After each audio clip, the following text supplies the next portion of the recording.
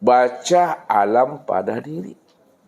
Baca diri di dalam diri. Di dalam diri ada diri. Dalam diri ada rahasia diri. Di dalam rahasia diri itulah aku wujud dengan sendirinya, kata Allah. Maka ketika itulah ikan berterima kasih kepada kawannya tunggul kayu. Baik, terima kasih wahai sahabatku. Mulai saat dan detik ini saya tidak kemana-mana. Saya tidak akan mondar-mandir. Saya akan menilik dan menyenter serta menyilau ke dalam diri aku ini. Rupanya apa yang terjadi Bapak Ibu? Ketika ikan tadi benar-benar dia menilik, menyenter ke dalam diri, berwukuf dan beruslah dia di dalam diri. Disitulah ikan tadi itu kaget Bapak Ibu. Rupanya air yang dicari selama ini tidaklah di mana-mana. Dia berada di dalam air selama ini, cuma dia tidak tahu Bapak Ibu. Baru dia tahu setelah dihidupkan kesadaran itu di dalam dirinya.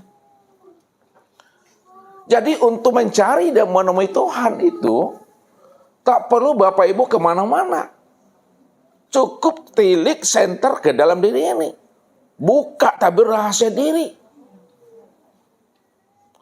Ketika sudah terbuka rahasia diri, jati diri kita ini, pada maqam Sidratul Muntaha, kesadaran yang tertinggi, maka pada maqam Sidratul Muntaha itulah Bapak Ibu bisa dan mampu memahami Tuhan itu tiada lain, sudah nyata, terang dan jelas pada diri kita sendiri. Jadi Sidratul Muntaha itu jangan dibahasakan tempat. Kalau dibahasakan tempat itu bahasa syariat. Sidratul Muntaha itu, sidra itu kesadaran. Muntaha itu penghabisan yang tertinggi. Kesadaran Tuhan itu yang mesti wujud. Kesadaran Tuhan itu mesti ada dalam diri kita ini. Karena dia cuma yang wujud. Dia cuma yang ada. Memangnya ada sesuatu selain daripada dirinya? Adakah yang wujud selain daripada dirinya? Adakah diri Bapak Ibu selain diri Tuhan? Kalau tidak ada diri Bapak Ibu selain daripada Tuhan, tidak ada sesuatu daripada diri Tuhan, tidak ada alam daripada diri Tuhan, maka siapa diri Bapak Ibu yang sesungguhnya? Ini yang dikatakan mencari dan menemukan Tuhan itu pada maqam Sidratul Muntaha itu. Kesadaran yang tertinggi, kesadaran penghabisan wujud dan nyata pada diri ini. Maka inilah cukup dirasa, diam dan diimani. Kenapa Bapak Ibu? Ketika Syekh Ja'far Shiddiq Bapak Ibu ditanya oleh seorang pemuda, wahai Tuan Guru Syekh Ja'far Shiddiq, coba buktikan kepada aku kalau memang Allah itu wujud, bahwa Allah itu ada. Syekh Ja'far Shiddiq ini Bapak Ibu orangnya senyum aja melihat pertanyaan yang menantang ini Bapak Ibu. Ya. Lalu apa kata beliau kepada anak muridnya? Angkat pemuda ini, lemparkan dia ke dalam sungai itu. Ya.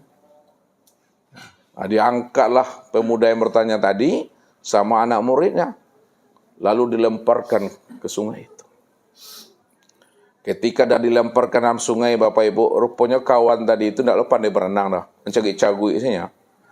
Ya, sampai berenang batunya itu mah. Ya. Lalu dia, tolong Tuan Guru Ja'far Shiddiq, keluarkan aku dari sungai ini. Angkat dia kembali, kata Ja'far Shiddiq. Diangkat dia dari sungai tadi, setelah diangkat, ya, lalu dia minta bukti juga lagi. Ya, yang Tuhan itu mana? Aku udah ditenggelamkan, aku udah dilempar ke sungai, tapi Tuhan itu juga belum wujud, belum nyata. Mana buktinya Tuhan itu wujud dan nyata? Lalu apa kata Ja'far Shiddiq tadi? Ikat dia kembali, ya, kemudian lemparkan masuk ke dalam sungai itu. Nah, setelah pemuda tadi diikat dan dilemparkan ke dalam sungai, barulah dia minta tolong kepada Tuhan. Ya Allah, ya Rabb, tolong aku ya Allah, tolong aku ya Rabb, tolong aku ya Tuhan. Tidak ada yang bisa memberikan pertolongan kepada aku ya Allah, melainkan hanya Engkau ya Allah.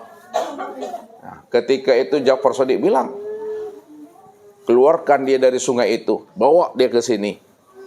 Ketika dibawa dia ke darat kembali, ya, apa kata Ja'far Shiddiq?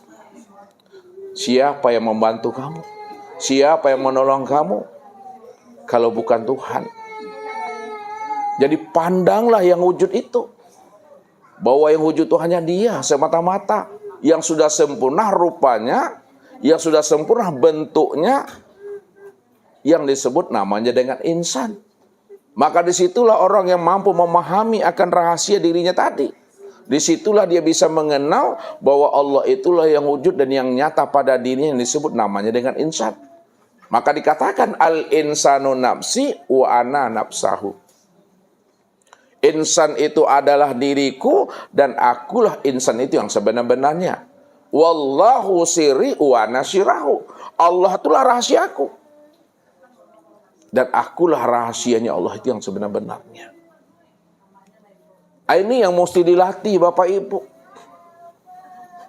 Pandangan hati kita ini, hapuskan sekalian alam dan lenyapkan sekalian diri dalam pandangan hati. Kalau sudah hapus sekalian alam dan sudah lenyap sekalian diri dalam pandangan hati, maka ketika itu nyata senyata-nyatanya, terang seterang-terangnya, wujud sewujud-wujudnya, bahwa Allah lah yang nyata, Allah lah yang wujud dengan sendirinya. Maka ini yang mesti selalu dilatih, dino-inoe di dalam kolbu itu. Bagaimana cara melatihnya Bapak Ibu? Supaya pandangan kita itu tajam untuk memandang Allah di atas segala-galanya. Pandangan zohir nampak manusianya, pandangan batin tampak Allahnya. Itu maknanya. Jangan dipandang pertolongan hamba kepada kita, tapi pandanglah pertolongan Allah kepada kita. Jangan pandang pertolongan makhluk kepada kita, tapi pandanglah pertolongan Allah kepada kita. Jangan dilihat kasih sayangnya makhluk kepada kita, tapi pandanglah kasih sayangnya Allah itu kepada kita. Jangan dilihat pemberian makhluk kepada kita, tapi lihatlah pemberian Allah kepada diri kita. Karena Allah cuma yang wujud, Allah cuma yang nyata. Maka segala yang wujud dan segala yang nyata, itulah wujud nyatanya kezahiran Allah dalam bentuk rupa yang berbeda wujud yang lain. Karena Dia cuma yang ada semata-mata. Pandangan itu yang mesti dilatih. Ya. Ini yang selalu Ustaz sampaikan kepada kita. Ya.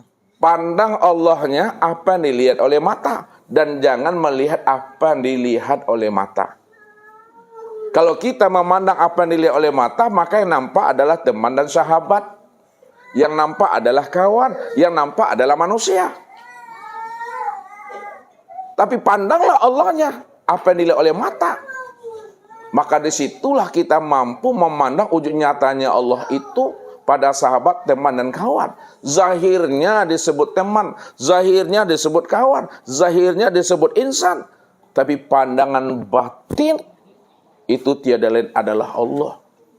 Maka kenalilah penyamaran akan takwil diri Allah itu Bapak Ibu.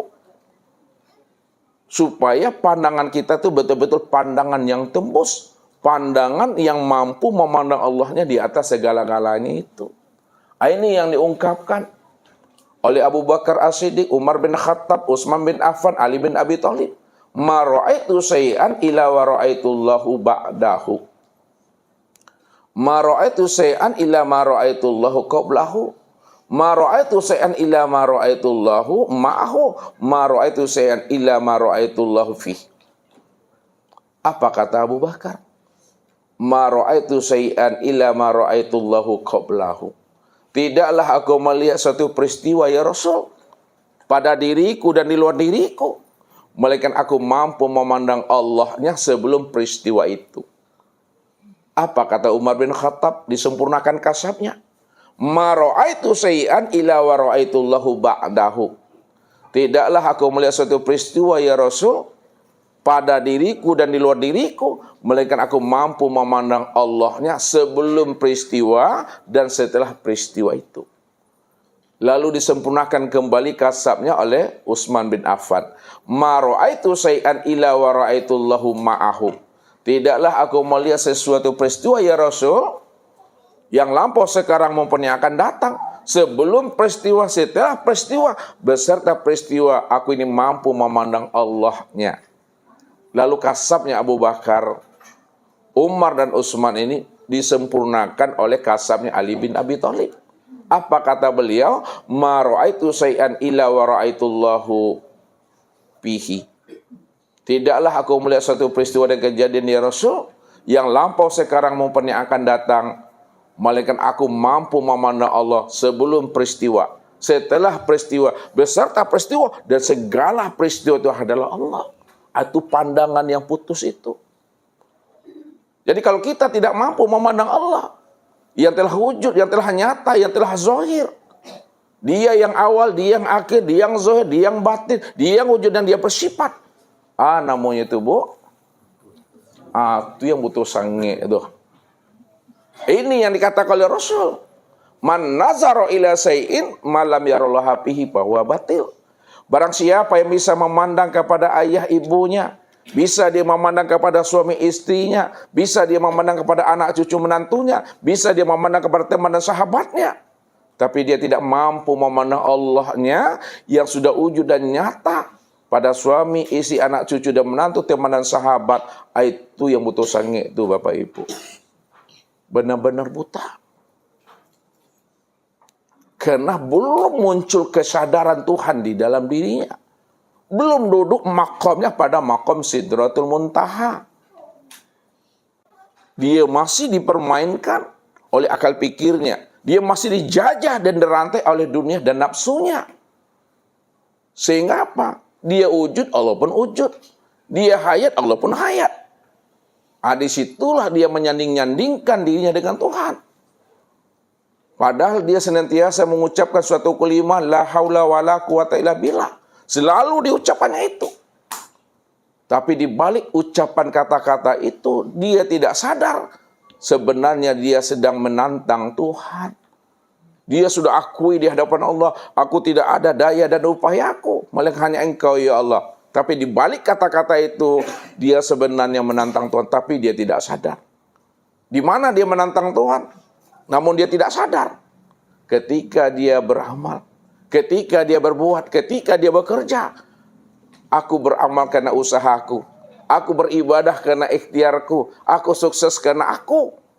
Disitulah sebenarnya ucapannya yang mengatakan aku beramal sukses karena usaha dan ikhtiarku, itulah sebenarnya dia telah menantang Tuhan.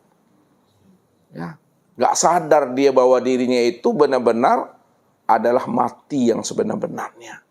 Jadi malam ini Bapak Ibu ya, di awal tahun 2025 ini dan di akhir tahun 2024, mudah-mudahan Bapak Ibu ya mampu ya menemui Tuhan di akhir tahun ini pada diri kita ini.